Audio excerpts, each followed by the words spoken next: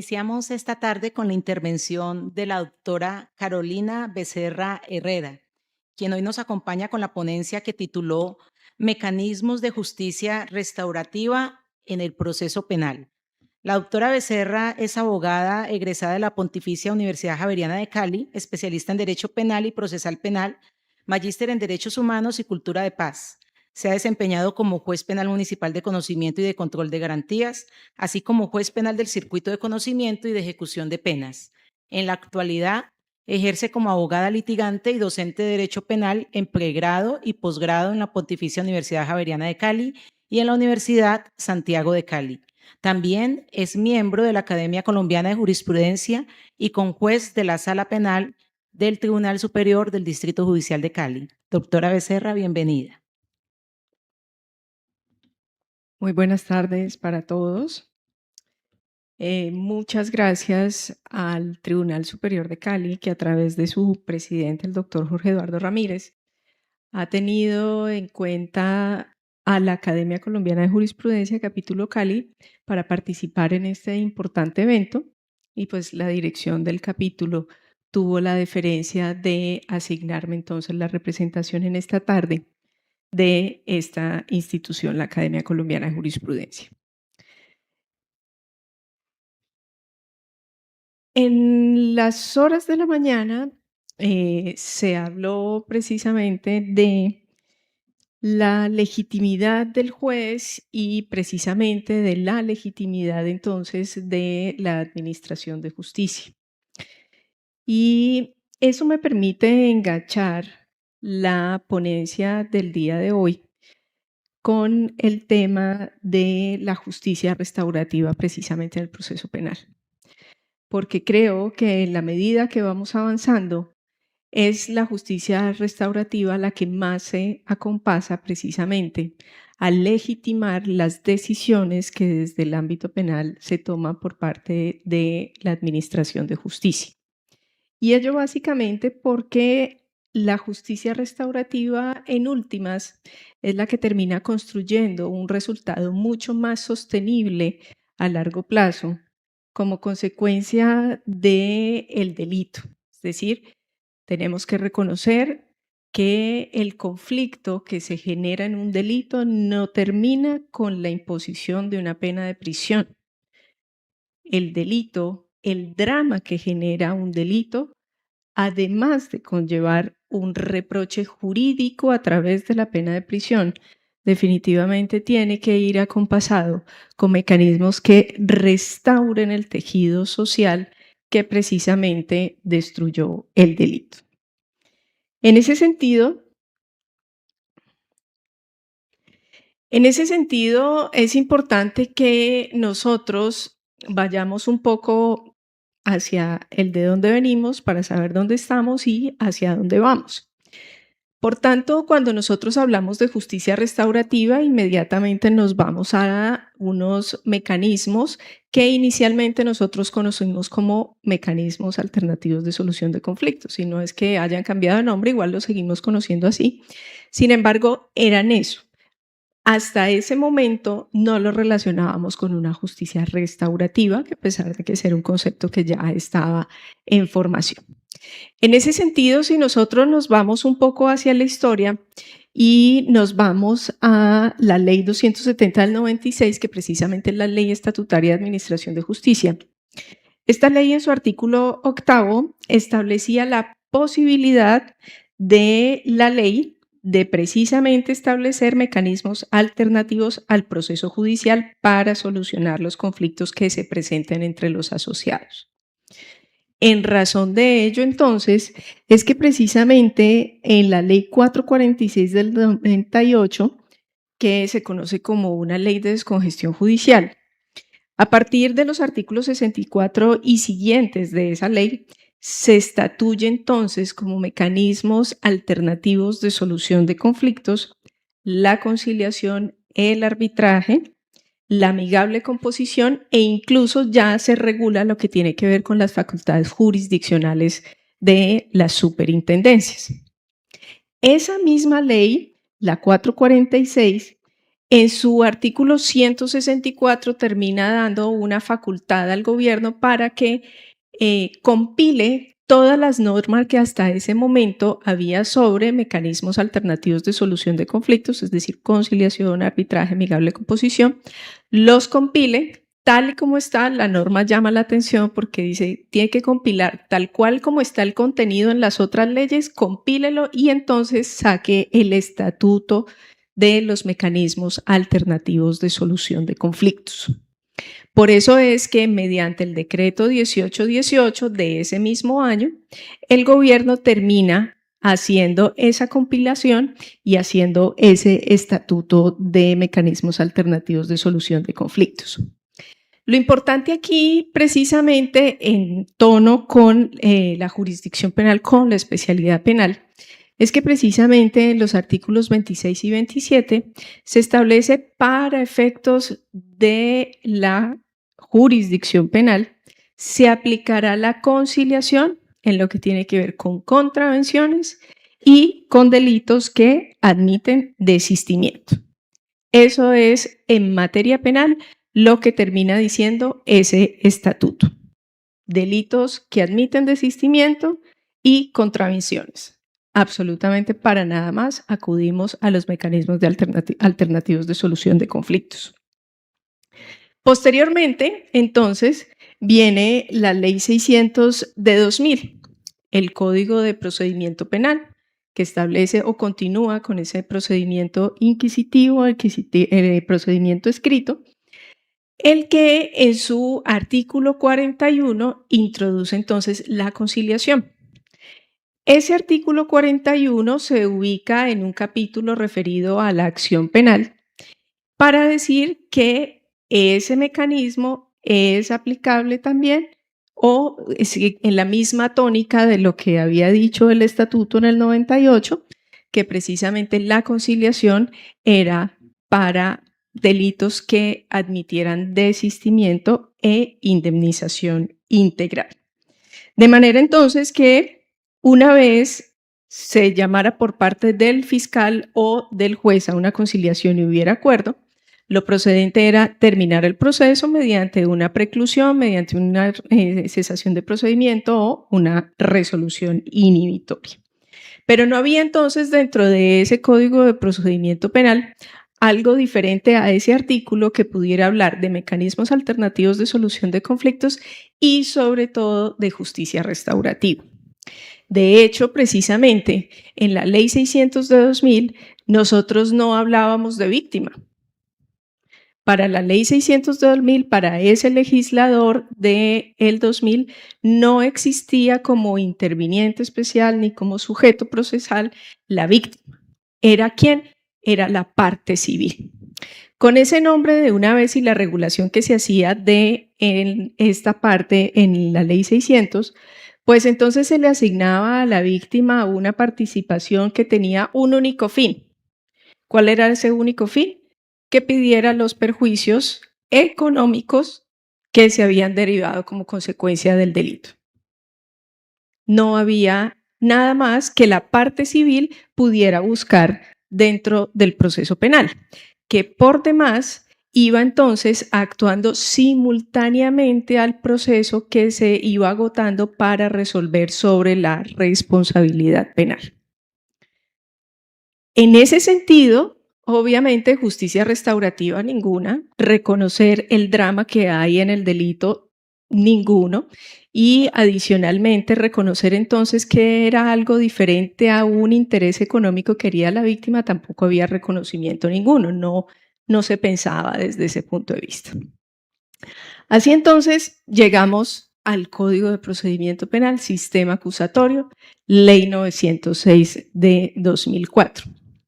Y cuando hacíamos una revisión rápida de las normas del código, ya no encontrábamos un artículo que estableciera específicamente la conciliación, sino que encontramos un libro dedicado exclusivamente a justicia restaurativa. y dentro de ese libro dedicado exclusivamente a justicia restaurativa, encontrábamos los mecanismos alternativos de solución de conflictos. En ese sentido, nosotros inmediatamente pudimos advertir que los mecanismos alternativos de solución de conflictos previstos en el Código de Procedimiento Penal, Ley 906 de 2004, ya no eran sencillamente mecanismos para resolver conflictos aparte del proceso judicial. Eran unos mecanismos que se adscribían a un valor mayor. ¿Y cuál era ese valor mayor? La justicia restaurativa para restaurar, para reparar el tejido que se había dañado con ocasión de la ocurrencia del delito. Si nosotros entonces entrábamos a revisar esa regulación, que precisamente es la que está a partir del artículo 518, pero como les digo, empieza ahí el libro, encontramos entonces que hay dos definiciones. ¿Qué se entiende por justicia restaurativa y qué se entiende por resultado restaurativo? Y de entrada, entonces, nosotros tenemos que entender que cuando hablamos de justicia restaurativa estamos hablando de un proceso, y cuando estamos hablando del resultado restaurativo, claramente estamos hablando de lo que resulta de ese proceso. Literalmente, entonces, dice, se entenderá por programa de justicia restaurativa todo proceso en el que la víctima y el imputado, acusado o sentenciado participan conjuntamente de forma activa en la resolución de cuestiones derivadas del delito en busca de un resultado restaurativo con o sin la participación de un facilitador. Entonces, lo primero es que los protagonistas, aquí miren que ni siquiera dice el juez, no menciona al juez, no menciona al fiscal, menciona sencillamente a la víctima y al victimario. Son ellos los que inician un proceso de diálogo a través del cual pretenden solucionar las consecuencias que ha generado el delito. El resultado restaurativo, dice el inciso segundo del artículo 518, entonces es el acuerdo, lo que resulta del proceso, el acuerdo encaminado a atender las necesidades y responsabilidades individuales y colectivas de las partes y a lograr la reintegración de la víctima y del infractor en la comunidad en busca de la reparación, la restitución y el servicio a la comunidad. Entonces, ya no se trata de sencillamente que se resarzan de la manera más objetiva. Si uno de hecho se va al Código Civil, el Código Civil dice que el delito es una fuente de obligaciones, ¿sí? Y de la obligación de ¿qué? De reparar el perjuicio que se genera. Pero cuando nosotros leemos esto, vemos que en últimas no es una reparación de un perjuicio cualquiera o de un perjuicio siempre económico. Es de un perjuicio que atiende las necesidades individuales y colectivas. Así entonces, el delito ya deja de ser un asunto, o se le reconoce al delito, porque siempre lo ha sido, se le reconoce que no es un asunto entre víctima y victimario, es un asunto mucho más grande. Porque lo cierto es entonces que el legislador termina por redefinir lo que nosotros identificamos como una conducta típica, antijurídica y culpable. Punto. Como consecuencia de ello, que hay que imponer una sanción. Con este artículo y estas definiciones, el legislador está diciendo, ok, sí, esta es solo una arista del problema, ¿sí? O una arista respecto desde la cual tenemos que resolver un problema, pero hay otras aristas. Las otras aristas tienen que ver con las necesidades individuales de los involucrados, pero adicionalmente con las necesidades colectivas que surgen del delito. Si ustedes miran, realmente cuando se hace un proceso penal y se termina con una condena y esa condena consiste en una prisión, ¿qué pasa? Pasan básicamente tres cosas. La primera, claro, al imponer una pena de prisión, nosotros ¿qué hacemos?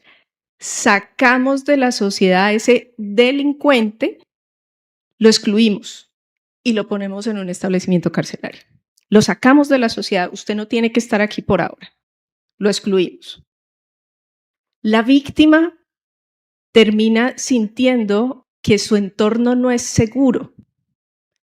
Desde ese punto de vista, a pesar de que ella sigue involucrada en el tejido de la sociedad, ella misma empieza a rechazar porque no se siente segura en ese tejido social. Y si hablamos de la comunidad en general, pues definitivamente se afecta la percepción de seguridad de la comunidad, se afecta entonces la tranquilidad de la comunidad. No tengo que decirles a ustedes, porque seguramente ya lo han vivido, que un tiroteo en Barranquilla, si ustedes lo vieron en la noticia, ese día ustedes tienen una sensación de inseguridad aquí en Cali.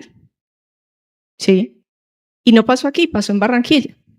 Pero definitivamente ese delito cometido en Barranquilla tiene la potencialidad de hacer sentir a la comunidad en general insegura. Reconocer entonces que el delito no es de los malos, no es de la víctima, sino que realmente es un hecho social, es lo que justifica que el Código de Procedimiento Penal, Ley 906 de 2004, tenga un libro que se llame Justicia Restaurativa y no que se llame Métodos Alternativos de Solución de Conflictos en el Proceso Penal. Y aquí viene otra cosa en particular. Claramente, cuando nosotros hablamos de métodos alternativos, entonces también hablamos de otros. No solo la conciliación, no solo la mediación, sino precisamente como lo estableció el Estatuto del 98, hablamos de amigable composición y hablamos de arbitraje. Yo no sé si ustedes en algún momento se han preguntado, así de esos momentos que uno le da por pensar mucho el derecho, ¿por qué en el derecho penal no se admite, o en el procedimiento penal, por qué no se admite el arbitraje, por ejemplo?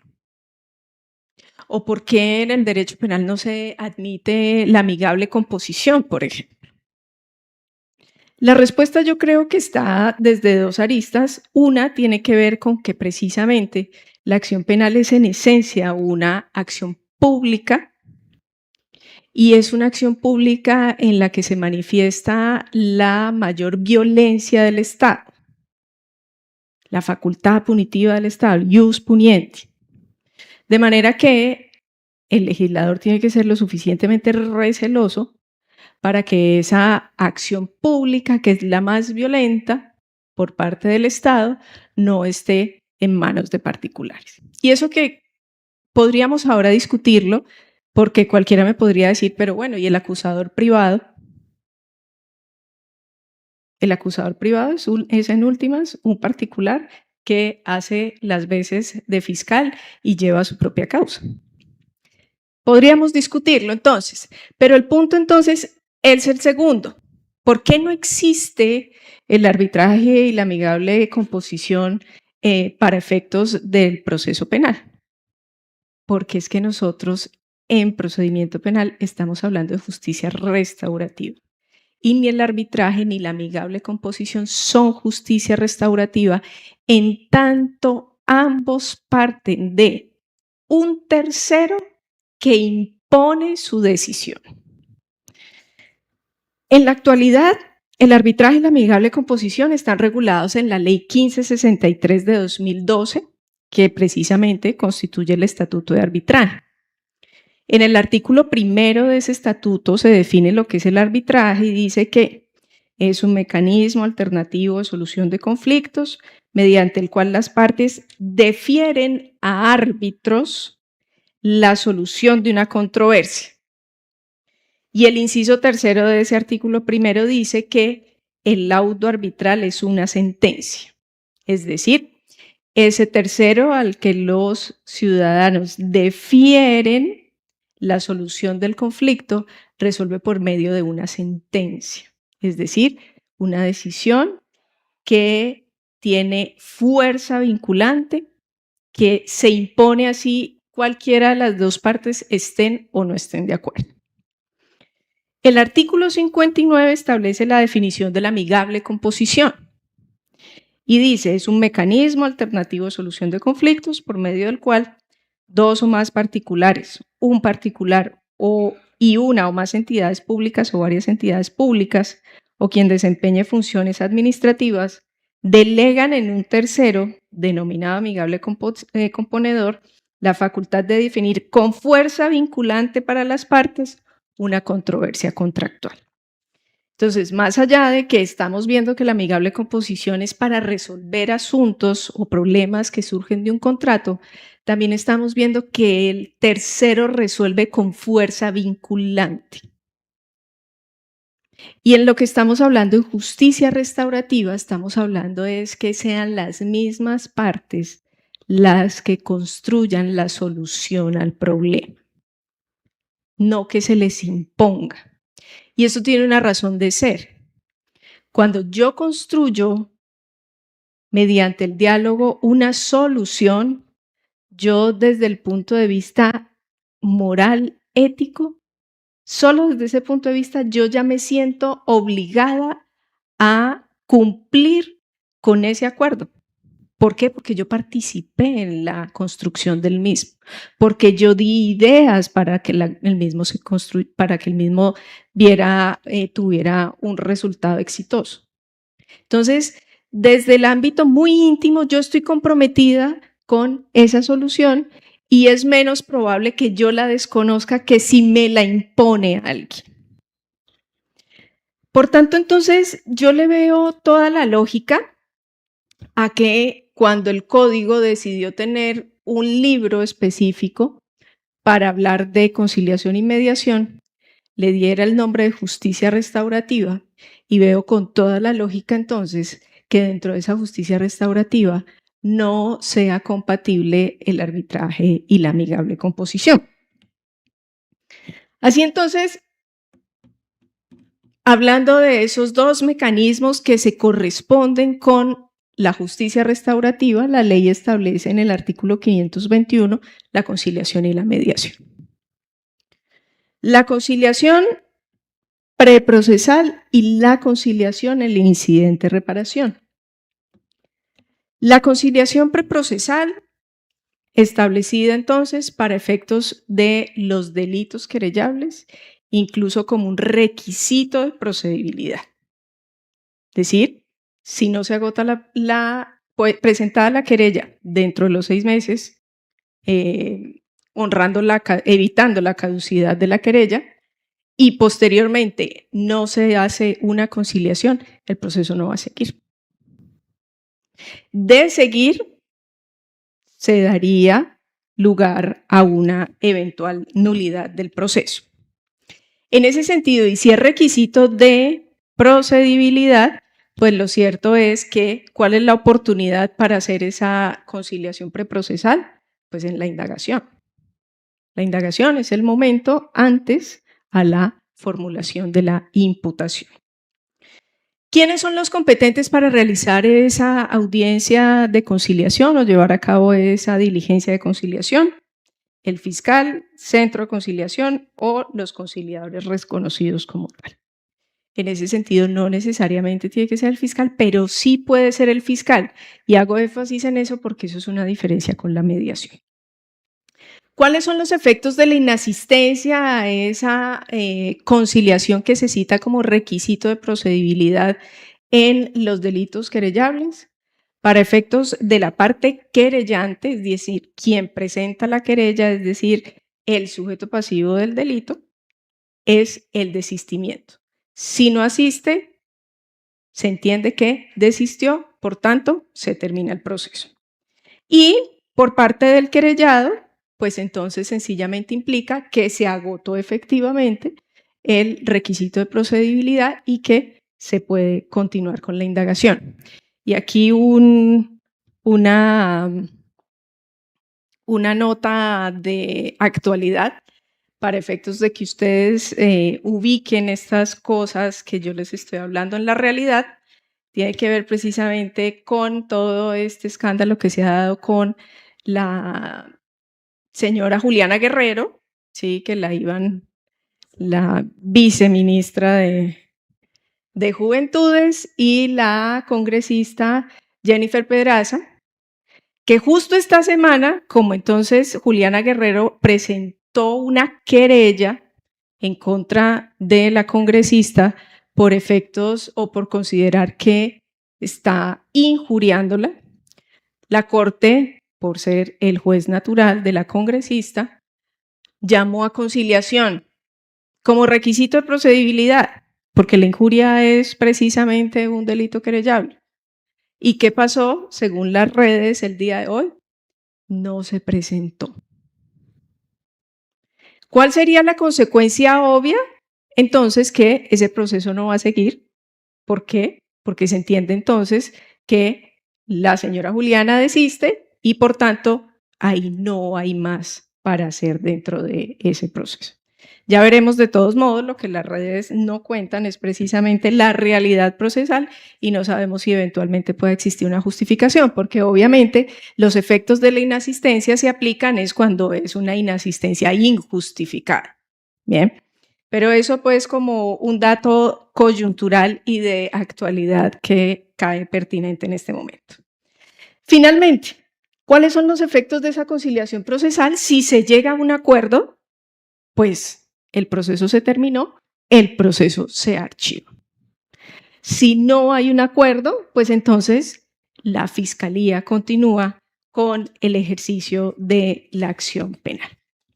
Y ahí uno diría, bueno, entonces, tratándose de delitos querellables y la conciliación preprocesal, aunque el delito querellable admite desistimiento, no se lleva a la conciliación antes de o se agota como requisito de procedibilidad. ¿Será que yo no puedo seguir intentando la conciliación en adelante después de que he tenido, por ejemplo, o una inasistencia? No fui, yo como querellada no fui a la audiencia de conciliación injustificadamente. ¿Será que más adelante, con el proceso ya en curso, no puedo llevar a cabo una conciliación? Claro que sí. Lo que pasa es que se denomina conciliación preprocesal porque sencillamente se hace como condición de procedibilidad y el fiscal, en teoría, es el primer llamado a ser el conciliador. Pero en el eventual caso que yo no la llevara a cabo allí, posteriormente puedo venir aquí a la Cámara de Comercio, pedir una audiencia de conciliación, pedir una conciliación conciliar y luego presento eso dentro del proceso. Entonces, el nombre preprocesal solo nos hace entender que es como requisito de procedibilidad antes de que se convoque a un juez a que conozca del proceso y sencillamente ante el fiscal. Pero deben entender que la conciliación para los delitos querellables es admisible, ¿sí? Porque en cualquier momento, porque muy seguramente eso dará lugar al desistimiento de la acción y entonces se va a terminar el proceso. O dará lugar a que la víctima manifieste que está reparada y eso también dará lugar a terminación del proceso.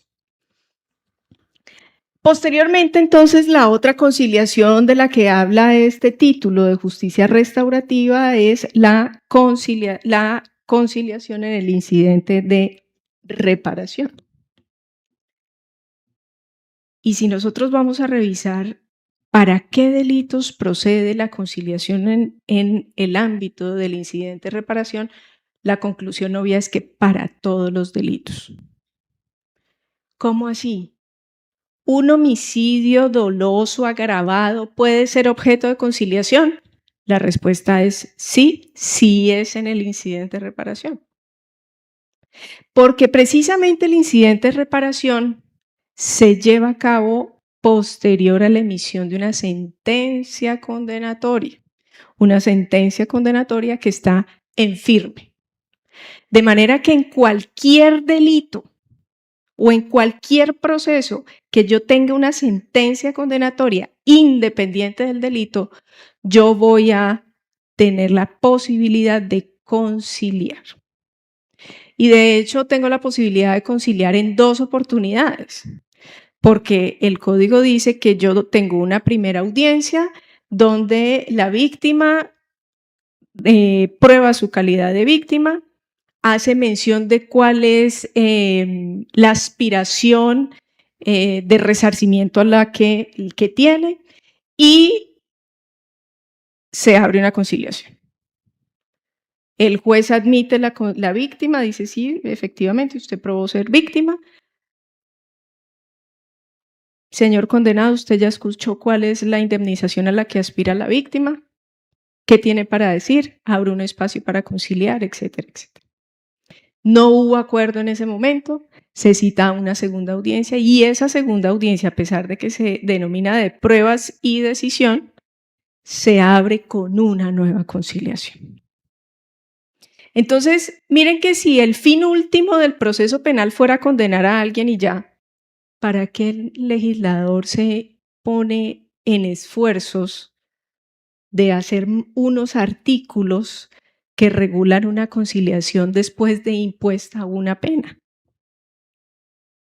Precisamente porque es que no está buscando descongestionar por medio del uso de la conciliación o de la mediación, es porque está buscando restaurar. Volvemos al nombre de ese título, de ese libro que tiene el código, justicia restaurativa. ¿Ante quién se hace esta conciliación en el incidente de reparación? Ante el juez que emitió la condena. Ahí es un híbrido bien raro, porque es un juez penal resolviendo asuntos civiles. Es más, resolviendo asuntos civiles con normas civiles. Y los penalistas a veces nos vemos en calzas prietas en esos incidentes de reparación, precisamente volviendo a nuestros conocimientos de pregrado del civil. Pero bueno, ¿y cuáles son los efectos de esa conciliación? Pues ese incidente de reparación termina en una sentencia, ¿sí? Es una sentencia, no es un auto, termina en una sentencia que incorpora el acuerdo al que se ha llevado en esa conciliación. Si no hubo conciliación, sino que se practicaron pruebas y es el juez el que tiene que definir lo de la reparación integral, pues es una sentencia que resuelve la reparación integral. Ahora, si nosotros vamos al segundo mecanismo de justicia restaurativa, encontramos que precisamente es la mediación. Y ya había leído la definición que se da de proceso restaurativo, de resultado restaurativo. Miren cómo se corresponde la definición de mediación con justicia restaurativa. Mecanismo mediante el cual un tercero neutral, particular o servidor público designado por el fiscal general de la Nación o su delegado. Miren lo que les decía, a diferencia de la conciliación, el primer llamado es el mismo fiscal cuando es preprocesal, el primer llamado cuando es en el incidente de reparación es el juez. Pero cuando se trata de mediación es otra persona diferente al fiscal. Bien, es alguien diferente, es alguien fuera del proceso penal. Conforme el manual que se expida para la materia, trata de permitir el intercambio de opiniones entre víctima y el imputado o acusado para que confronten sus puntos de vista y con su ayuda logren solucionar el conflicto que les enfrenta. Entonces, ese tercero interviene para facilitar el diálogo, nunca para imponer una solución. El manual que reguló la justicia restaurativa y por ende la mediación es la resolución 383 de mayo 11 del 2022. Imagínense esto, esa norma que le decía de una vez fuera a la fiscalía, fuera el mismo legislador que expidiera un manual que estaba desde el 2004, apenas se materializó en el 2022 mediante esta resolución y fue adicionada por la resolución 447 de agosto 30 del 2023. ¿Qué se puede mediar? Obviamente, perjuicios, obvio, resarcimiento de perjuicios. Pero adicionalmente, se pueden mediar cosas que no tienen valor pecuniario. Entonces, realización o abstención de determinada conducta. Pedimento de perdón. Yo no quiero de nada de usted, señor condenado o señor imputado. Yo lo que quiero que usted me diga es por qué mandó a matar a mi hijo. Porque esa es otra cosa que tenemos que reconocer y por eso es que la justicia restaurativa es importante. Porque tendemos a ver a las víctimas como un grupo homogéneo. Y esa homogeneidad parte de nuestra propia percepción. Es decir, si yo soy una persona que piensa, uy, cuando me roben, ese que me robe, que se pudra en la cárcel, ¿sí? Yo estaré ubicada en el lado en el que pienso que las víctimas todas quieren cárcel y que se pudra en la cárcel. Pero si yo digo, cuando me roben, no, pues este muchacho, pobre pelado, 20 años, tiene la obligación de velar por su mamá que está en la casa, incapacitada, no puede trabajar. No, yo con que me resarza los perjuicios estoy bien. O con que me reconozca el tiempo que yo estuve volviendo a sacar la cédula, la tarjeta de crédito, etcétera, está bien. Me ubicaré entonces en homogeneizar a las víctimas en un grupo que quiere algo diferente de la prisión. Las víctimas son individualidades y va desde la que quiere que se pudra en la cárcel hasta la que no le importa si va a la cárcel o no.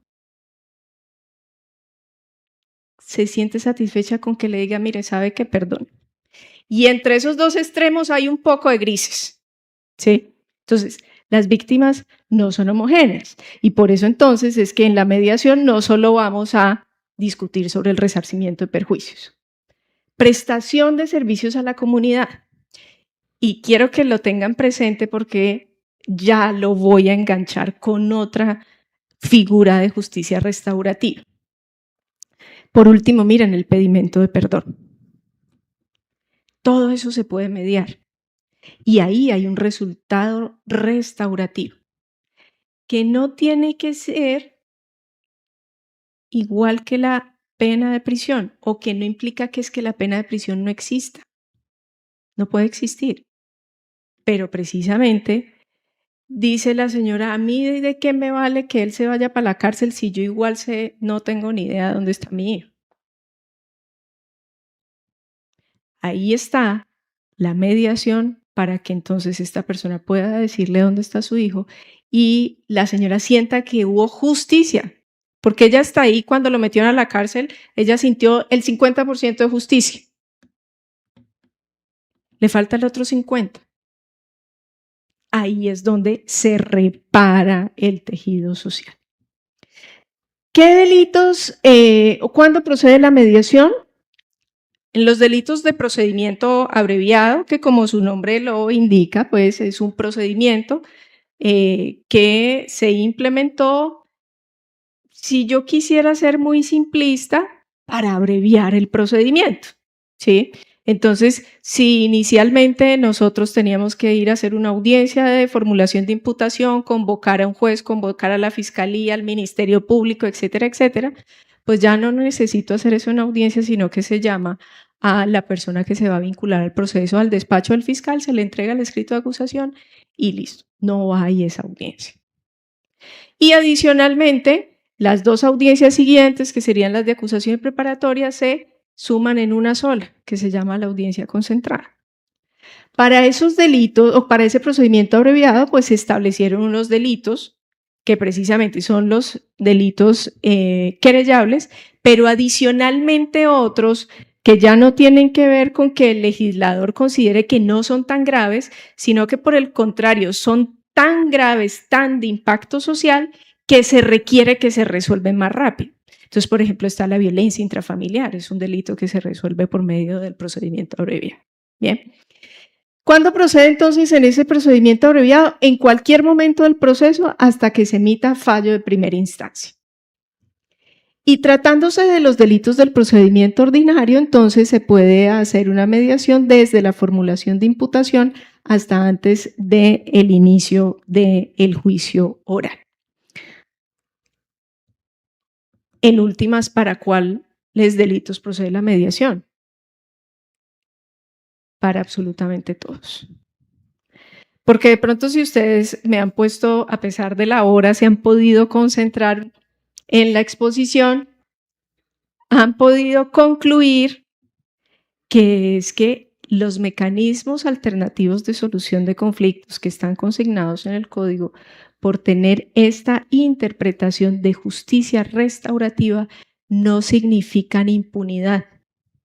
No significa que no se va a poner una pena. No necesariamente. El hecho de aplicar justicia restaurativa no implica que no va a haber una sentencia condenatoria, por ejemplo, indefectiblemente. Como tampoco implica que igual siempre se va a llevar al cabo el proceso. No, pues es que también nosotros queremos terminar procesos, tener unas alternativas diferentes al proceso judicial para nosotros poder entonces resolver los conflictos que surgen del delito. ¿Cuáles son los efectos de la mediación? En los delitos de procedimiento abreviado, pues se extingue la acción penal y como consecuencia de esa extinción va a haber una preclusión del delito. Y para los demás, si la pena mínima del delito por el cual se está llevando a cabo el proceso es inferior a 5 años y el bien jurídico no sobrepasa la órbita personal del perjudicado, va a ocurrir que va a haber preclusión o eventualmente se puede manejar la situación mediante el principio de oportunidad, sea causal 1, causal 7, causal 13, causal 14. ¿Qué pasa cuando es mayor y sí sobrepasa? No va a ser un mecanismo para terminar el proceso, va a ser un mecanismo que busque beneficios. ¿Cuáles beneficios? Durante la actuación, la libertad. Entonces, por ejemplo, hay un acuerdo, hay un resultado de justicia restaurativa. El fiscal tiene en cuenta eso y el fiscal dice, en razón de este acuerdo restaurativo, no voy a pedir medida de aseguramiento. De manera entonces que usted, señor Pepito Pérez, mientras su proceso penal avanza, usted va a tener la posibilidad de enfrentarlo en libertad. ¿En razón de qué? De ese acuerdo de mediación. Tenerlo en cuenta para la pena y el purgamiento de la sanción, para la pena, para la dosificación de la pena. Cuando uno está dosificando una pena para individualizarla después de haber dividido en cuartos, etcétera, etcétera, y pasar ahí un proceso bastante matemático, para individualizar la pena, uno tiene que tener en cuenta la intensidad del dolo, uno tiene que tener en cuenta las causales que agraven la pena, si es una, si son 3, etcétera, etcétera. De manera que eso es algo que uno puede tener en cuenta para efectos de individualizar la pena. Entonces, decir, no, si el mínimo son 10 años, pues yo impongo el mínimo que son 10 años y no parto de 11 o 12 precisamente en virtud de el acuerdo en mediación. Y purgamiento de la sanción eventualmente que se pueda tener en cuenta para efectos de conceder algún beneficio. Lo cierto es entonces que llegar a un acuerdo a través de la mediación implicaría que no se puede hacer uso del incidente de reparación. Porque si el incidente de reparación tiene como fin precisamente reparar los perjuicios, lo que se logró mediante la mediación fue precisamente la reparación de perjuicios. No se podrían hacer las dos cosas al mismo tiempo. Entonces, esto si nosotros somos bastante exegéticos y sencillamente miramos los títulos del Código de Procedimiento Penal buscando mecanismos de justicia restaurativa, encontramos el título y encontramos descritos estas dos figuras. Pero resulta que se han implementado muchos más mecanismos de justicia restaurativa al interior del proceso penal. Y estas han sido hechas a partir de modificaciones a otras normas que ni nos las imaginamos. Son bastante recientes. La ley 222, la ley 2292 del 2023 es la ley que se conoce como la ley de servicio de utilidad pública. Si uno se queda en eso, uno diría, no, eso es algo como del manejo de los bienes de la ciudad o algo así que tienen interés común. No. Esta ley lo que hizo fue crear una pena sustitutiva de la pena de prisión por el servicio público. Entonces, eso que muchas veces uno le escucha a los que no son abogados, es que esos delincuentes los deberían poner a trabajar gratis. Y los escucharon. Aunque esta es una ley que para efectos de ese servicio de utilidad pública tiene un sujeto específico, que ¿quiénes son? Las madres cabezas de familia que han sido condenadas por delitos. De manera que además de ser un mecanismo de justicia restaurativa, pues claramente es una ley que parte de un enfoque diferencial. La pena entonces aquí, ¿en qué consiste? Es una pena sustitutiva, entonces acuérdense, en penal tenemos penas principales, penas accesorias, penas sustitutivas. La pena sustitutiva de la pena de prisión es la prisión domiciliaria. La pena sustitutiva de la pena de multa es el arresto. Y entonces se agrega la pena sustitutiva de la pena de prisión para mujeres cabezas de familia va a ser la prestación de un servicio de utilidad pública. Se agrega entonces un artículo donde se define y en qué va a consistir eso. Dice el artículo 38H que adicionó al Código Penal esta ley 2292. La prestación de servicios de utilidad pública como sustitutiva de la prisión para mujeres cabeza de familia consistirá en el servicio no remunerado que en libertad ha de prestar las mujeres condenadas a favor de instituciones públicas, organizaciones sin ánimo de lucro y no gubernamentales, mediante trabajos de utilidad pública en el lugar de su domicilio. Es decir, como mecanismo de reparación a la sociedad, porque miren que esto es utilidad pública, es decir, no es utilidad para la persona a la que ofendió esta mujer condenada. Es de utilidad a la sociedad, como reparación a la sociedad.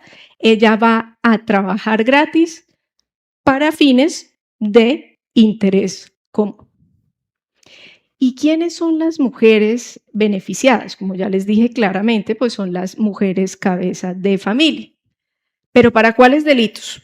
Primero, para los delitos cuya pena no sea igual o inferior a 8 años de prisión.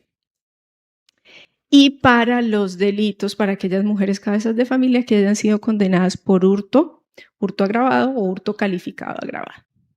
Y adicional para las que sean condenadas por delitos de fabricación, tráfico y porte de estupefacientes. La selección de estos delitos no es al garete. Si ustedes miran los estudios, en la Universidad Javeriana tuve la oportunidad de dirigir una tesis muy buena en este sentido, para identificar cuáles son los delitos que más cometen las mujeres. Y el delito que más cometen las mujeres es el de fabricación, tráfico y porte de estupefacientes. La que vende estupefacientes en su casa, la que vende estupefacientes en el puesto de dulces que tiene, la que va a la cárcel y esconde los estupefacientes para entregárselo al que va a visitar en la comida que le lleva, cuando no es en sus partes íntimas. Ese es el delito que más cometen las mujeres. Si eso es así, claramente uno pensaría inmediatamente, claro, pero es que ellas no lo hacen solas. Eso hace parte de un eslabón, de una cadena, del que produjo, del que vendió, del que almacenó y todas estas redes grandes entonces dedicadas al narcotráfico. Sí, pero otra de las cosas que ustedes deben tener en cuenta es que incluso cuando la mujer delinque en ese tipo de delitos, en la organización no cumple un rol de jefe, no cumple un rol de dirección. Son los eslabones más bajos. Entonces ya es la que vende, ya es la que tiene que transportar, pero no es la que direcciona. ¿Sí? A propósito de de esta serie, no es la viuda, no es la viuda negra esta, ¿cómo se llamaba? Bueno, ¿cómo? No es Griselda Blanco. No, Griselda Blanco de hecho es una excepción a la regla. Y claro que si ustedes ven la serie, también se encuentran que ella misma, para efectos de poder mandar, la pordebajean un montón de veces. Pero bueno, eso en materia pues por hacer muy ilustrativa la charla. Pero bueno, entonces, esa Griselda Blanco es una excepción, porque las mujeres dentro de las organizaciones criminales dedicadas al narcotráfico cumplen los roles más bajos. Entonces, cuando sale esta ley y dice, mire, a las mujeres que sean condenadas por fabricación, tráfico y porte de estupefacientes, les vamos a sustituir la pena de prisión por servicios de utilidad pública, pues entendemos que no es una decisión al garete el hecho de que se tenga justo en cuenta este delito. Ahora, tiene que ser madre cabeza de familia, tiene que ser condenada por este tipo de delitos, pero miren que adicionalmente la norma se esfuerza más por reconocer otra cosa, en los cuales se demuestre por cualquier medio de prueba que la comisión del delito está asociada a condiciones de marginalidad. ¿Qué es lo que le está diciendo la ley? Mire, nosotros sabemos que en últimas fue el contexto social el que la llevó a eso que usted hizo, por lo cual la vamos a condenar. El Estado le dice, mire, yo no puedo perdonarla sin imponerle una pena de prisión. Es lo que establecen las normas. Es lo que establece el ordenamiento. Yo tengo que imponerle una pena de prisión. Pero dentro de esa imposición de la pena de prisión, yo le voy a reconocer algo a usted. Y le voy a reconocer que usted está en unas circunstancias específicas que de no haber estado, usted no hubiera incurrido en ese delito. Y como es del caso que yo le reconozca eso, le voy a permitir retribuir a la sociedad el daño que usted hizo a través de que usted trabaje para una institución pública en pro de un fin común o un interés general más grande. Eso entonces sería la Ley 2292, otro mecanismo de justicia restaurativa. ¿Cuál es el otro novísimo? La Ley 2477 de 2025, que nos solucionó un problema súper grande que teníamos. La Ley 906 reemplazó, dentro de sus justas proporciones la palabra reemplazó, el Código de Procedimiento Penal, porque de todos modos el Código de Procedimiento Penal, Ley 600, todavía se sigue aplicando. No hizo ninguna modificación en el Código Penal. El Código Penal es el mismo desde el año 2000. El Código Penal establece en el artículo 82 como causal de extinción de la acción penal la indemnización integral. La Ley 600, entonces, como es del caso, para hacer posible esa extinción, esa causal de extinción, preveía en el artículo 42 cómo se aplicaba eso de la indemnización integral. La Ley 906 no hizo nada, guardó silencio sobre cómo se aplicaba esa causal de extinción prevista en el artículo 82. Y ahí entonces surgió un problema muy grande, porque entonces ya no se puede, ¿sí? Ya no se puede solucionar los conflictos por medio de la indemnización integral. La primera respuesta por parte de la jurisprudencia de la Corte Suprema en su sala de casación penal fue decir, no, a ver, penalistas, principio de favorabilidad. Y ya termino en 2 minutos. Y por el otro lado, ya pasado un tiempo, la Corte misma dijo, no, eso de principio de favorabilidad no va. Eso de principio de favorabilidad no va. Cuando se trata de indemnización, usted tiene que aplicar principio de oportunidad. Y nos bandeábamos entre las dos posiciones, hasta que finalmente entonces la Ley 2477 estableció en la Ley 906 de 2004 cómo íbamos a aplicar la causal de extinción de la acción penal de la indemnización integral, pero ya no se llama indemnización integral, Y tiene toda la lógica. ¿Por qué? Porque si estamos en sede de justicia restaurativa, con el protagonismo que tiene la víctima en el sistema acusatorio, pues ya no se llama indemnización integral, sino que se llama reparación integral.